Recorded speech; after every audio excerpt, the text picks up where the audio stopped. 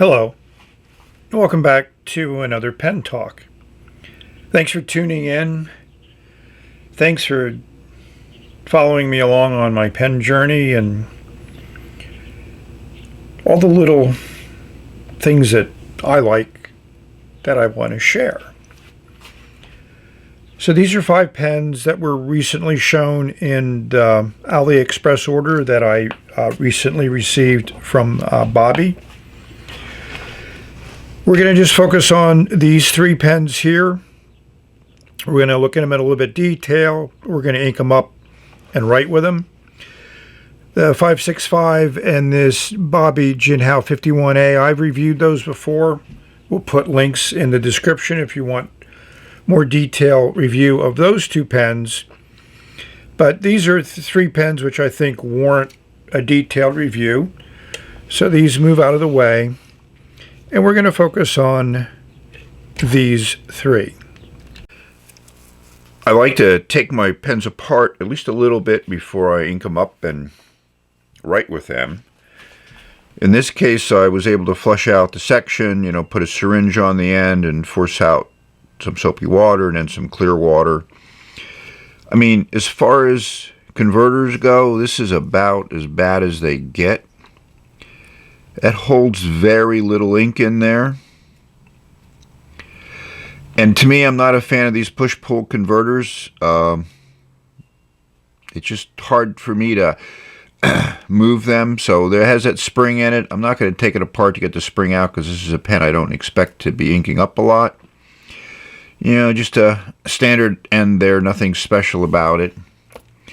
I also want to give you the weight of all these individual parts so you get an idea how the weight is distributed in the pen.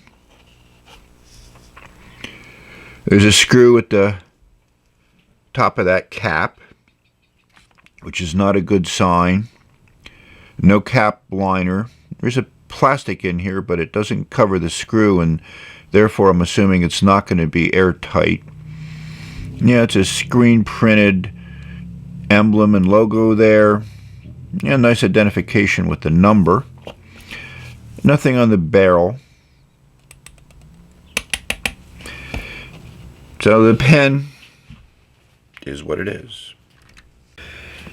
So the Hero pen presents its own set of challenges with that aerometric filling system. This cover pulls off. Very lightweight piece of aluminum. I'm not going to pull off the sack. No need to do that. What I'm trying to show you is there's a breather tube in there. It comes up to about here. It's just not the easiest thing to see because it is clear. There, we can see it, I think, pretty good there. It is clear, and the sack is clear. It's a silicone sack and not a latex sack. And I will probably fill it by squeezing this by hand and watching the ink come up through that breather tube. And that breather tube, in theory, is supposed to let air go out the breather tube, and then ink is pulled in through the back of the nib there. But we'll see how it works. If we look at the cap, we'll just see a normal clutch ring in there. And it's not going to be airtight. This design, I've had a lot of challenges with other Chinese pens of this design. This cap really doesn't seal at all, and your nib's going to dry out very quickly. A very light plastic cap. Again, we'll give you the weights of these components. This is a very, very light pen, and I would say not made very well, not good quality materials, mediocre design, mediocre make and build and everything else, but let's see how that Fude nib writes when we ink it up. So the Kaco, being a more traditionally designed nib and feed, pulls out very easily. The standard number 5 nib. Again, it's rumored that Schmidt makes these nibs. They are engraved with the Keiko logo. Just a standard steel number 5 nib. The feed is a little bit representative of what you might find in a Schmidt pen. And Schmidt makes a lot of the converters that German pens use, so this is an example of their low-end converter. The section is a standard Kaco section that they used on their Kaco 2 and other models that I'm familiar with, and we'll compare those. An injection molded cap in one piece, so the clip is part of the injection molding process. You know, feels flimsy. A lot of people complain about it. I think it works as a clip. It functions well. I mean, the pen is light, so you don't need a real strong clip. And just a standard injection molded barrel with some type of decoration adhered to it. You can see that seam there in the decoration, so it's a sheet that's wrapped around, probably glued in place. Not really a high-end build or design or make. The pen's appeal is because it's made for a museum, and it represents William Morris, who was known for his designs, especially wallpaper, and that's typical of that. Well, one thing that's nice about the Kaco cap is it does have a plastic liner in there, so it should seal the nib up fairly well. There doesn't seem to be any keying on putting the nib back into the section, but it needs to go in a certain way to work with that triangular grip. But it wasn't easy, so removing the nib and putting it back in might create some challenges. So here are my 3 Keiko pens. This is the museum one. This is the first one I got. And this is the second one. The edge has that interesting clip on it. But unfortunately, the cap does crack. And my theory on this is Macrolon is a thermoplastic injection molded that has fibers in it. And I think you need to be very turbulent in the flow when you fill the mold cavities, because you don't want those fibers to align, because that will create weak spots in it. And that's what I think happened to these, to that one in particular. This one's a similar material, has that Macrolon feel to it, Lamy 2000. But this pen also has the same type of section on it, same type of nib. It's a black nib. You can see how that section is identical between the 2 pens.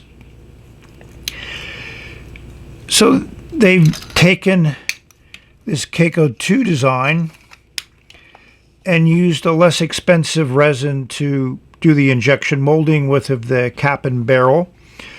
Overlaid some interesting artwork on the barrel, and have put that design, re-engineered it, reimagined it, and have the design back out on sale.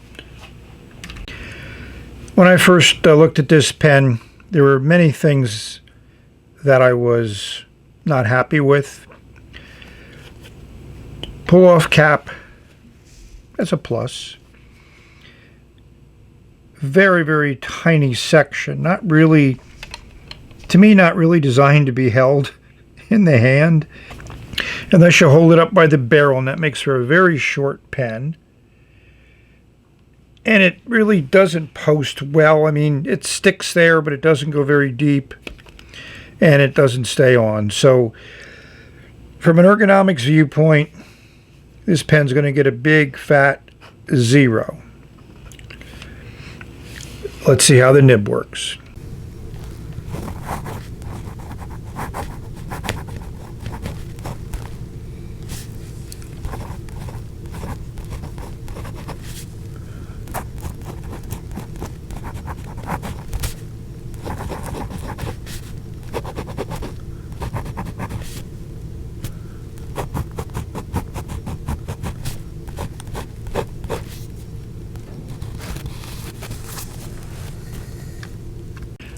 I think, as you heard, this is a very smooth nib, surprisingly smooth. This is a Pilot Blue back. I've used this ink a number of times, and it's just a very neutral, good flowing, saturated ink, and I got a huge bottle of it. I'm not going to rate this pen because to me it's not worth a rating. It is just unusable from my perspective. If you want a small pen, there are tons of them out there that work extremely well and don't have this bizarre ergonomics with the section. You know, post well and makes for a good length in the hand posted. So this is my first big fat 0. And next up is the Keiko pen. Again, a pop-off cap. And you can post it. And it does post fairly deeply, and it does post fairly securely, and it really doesn't change the balance at all. You know, it's on there. So let's see how the nib writes. This is the ink I put in. It's from Birmingham Pens, and it's an ink that I've enjoyed. It's a nice green. Let's see how it writes.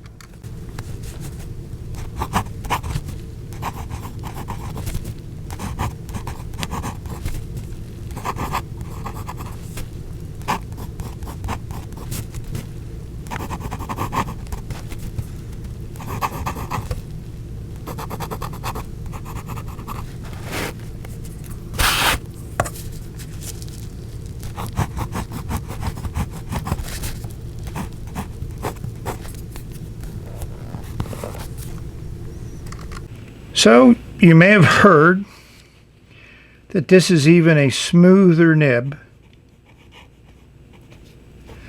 It's a wetter nib. This is okay to write with. I'm not a fan of triangular sections, and this is a mild one, but it's flat on the bottom, and it pretty much forces your fingers into this spot. If you rotate it around, it's not comfortable. So, and as you can see, that nib kind of lines up well for the angle that I like to write with, but if you pull out the nib, you can put it in any place you want in case you want to hold it at a different angle. So let's rate this pen, and we're going to give it an 8.8 with 1 check for the nib and a half a check for the design. It's not a favorite of mine, but I think it works, and it you know, it does what they wanted to do with the pen. There's a lot of these pens being sold. Here's a bunch of different places. I found them on Amazon. I found them on some other interesting websites. So if it's a pen you're interested in, it's definitely available, and at a reasonable price. It's fairly well made. It's a nice writer, it's comfortable in the hand, and it looks a little different. Now we come with the pen I saved for last, and I think you probably know why. I love the nib. I've always enjoyed Fude nibs. You know, it's a cap that just easily pops off. It posts very deeply and very securely. This pen has almost no weight to it, so you can post it, not post it. It does, to me, fit in the hand okay without posting. And over the camera tripod, definitely not posting is a preferred way to write, so you're not hitting that cap against the tripod. So I've been hoping for a nib to really make this ink shine. So I'm hoping that the Fude nib will do that. This is a very light ink. I equate it to kind of like Apache Sunset. But let's see how it works in the nib.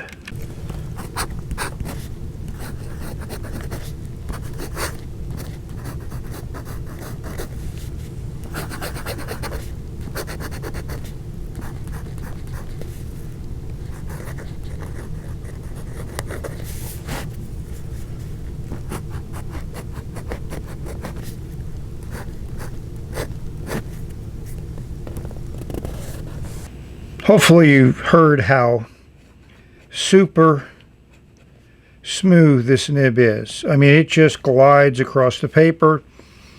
It lays down a nice line, and you can see the ink dries to a darker shade of orange. It does work in reverse, and that's a needlepoint line there, but it does write. And the horizontal lines when you're at a low angle are pretty wide, definitely a double if not a triple broad.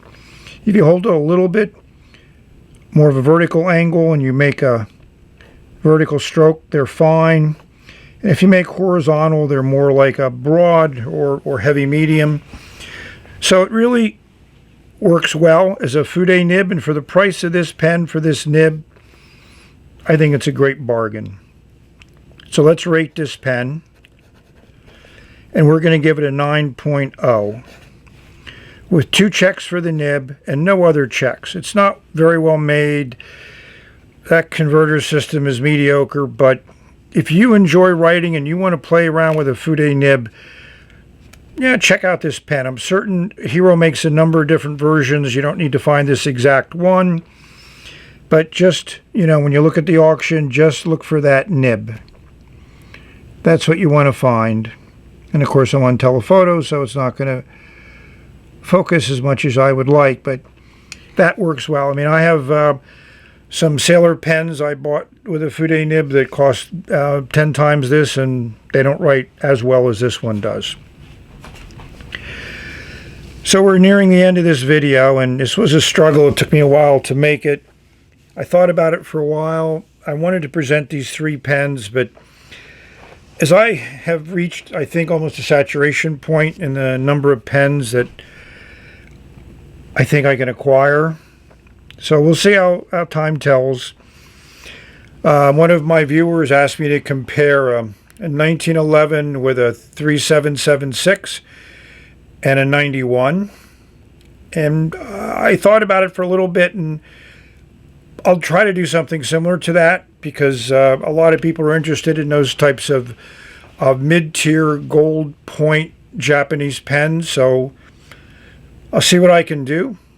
But if any of my viewers want to recommend or suggest or ask for a particular video, please ask, because I'm running dry on ideas and creativity and motivation, and I need some of your input to help me refocus and get back to my pens. So I have a couple pens incoming, not a lot. I have a 699 piston filler, which a viewer mentioned to me.